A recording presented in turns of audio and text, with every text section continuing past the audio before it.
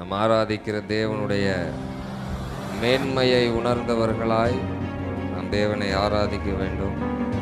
தேவன் நம்மிடத்திலே வாயினால நம்ம தேவனை துதிக்கிறதையும் உதடுகளினால் அவரை மகிமைப்படுத்துகிறதையும் கனப்படுத்துகிறதையும் தேவன் ஒருபோதும் என்ன பண்றதில்லை, விரும்புறதே கிடையாது. இந்த மேன்மை நமக்கு புரியாதனால தான் என்ன பண்றோம், ஆராதனைக்கு இஷ்டத்துக்கு என்ன பண்றோம் வரோம். அப்ப இந்த மேன்மை புரியாதனால தான் ஜனங்கள் என்ன பண்றாங்க, இஷ்டத்துக்கு ஏதோ கடமைக்குன்னு ஆராதனைக்கு வரணும், ஏதோ அந்த 3 மணி நேரத்துல வந்து அட்டெண்டன்ஸ் போட்டா போதும் அப்படின்னு சொல்லி என்ன பண்றாங்க, ஆராதித்து கொண்டு இருக்கிறாங்க.